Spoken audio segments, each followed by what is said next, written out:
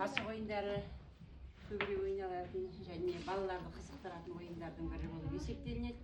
Және оның тәрбиелік маңызы өте зор деп айтамыз қазіргі уақытта.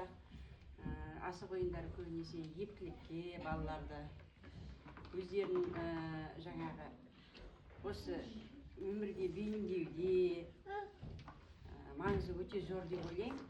Сол асық ойындарының бірі шертпек ойын туралы біздер әңгімелемекпіз және соны көрсетсекпіз. Және тәйке күйінде бар. Тәйке және алшы күйінде болады. Шертпек ойынның жалпы шарты бұл 5 кезеңнен тұрады. Әрбір нелердің арасы 15-20 сантиметр шамасында болу керек.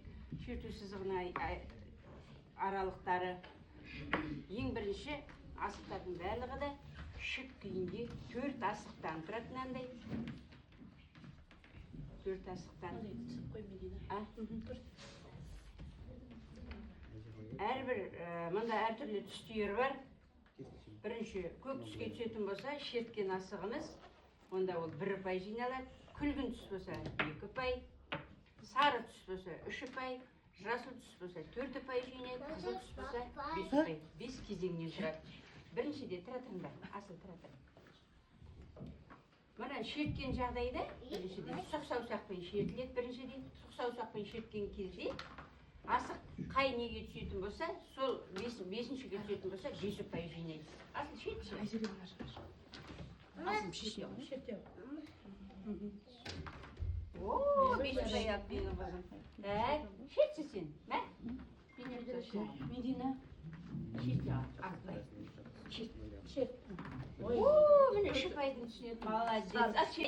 Асықты бұнда ортаңғы саусақпен шертеміз. Ортаңғы саусақпен шертеміз. Төртінші жасыл түске түсетін болса, онда 4 ұпай жинайды. Асыл шерте ғой. Мынаумен шерт. Мынаумен. Мына, ортаңғы саусақ. Мынаумен шерт. О, сонымен шерт. Сонымен шерт. Ооо, 5 ұпай жинады асыл біздің. Молодец. Тағы да солай. Одан кейін тәйке күйіне қоямыз. 4 асығымызды 3-ші кезеңде. Тәйке күйінде асықтар мұна бас бармақпенен шертіледі былай.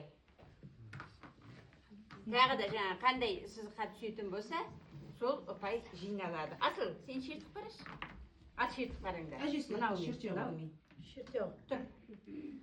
Мынаумен. Қатты шерт. Қатты шерт, асыққа тегіз. О, тек қана 1 ұпай шертіледі былай.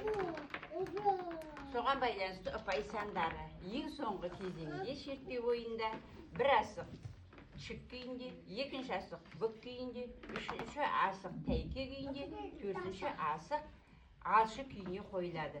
Біріншіде шік күйіндегісін сұқ саусақпен шертеміз, тағы да ұпай сандарын жинаймыз, ұпай сандары жиналып отыру керек. 2-ші асықты да ортаңғы саусақпен шертеміз, шерту сызығына қойып.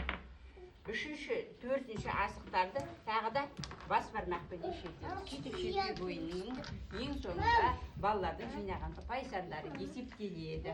Бұл өте керемет балалар үшін қызықты ойын.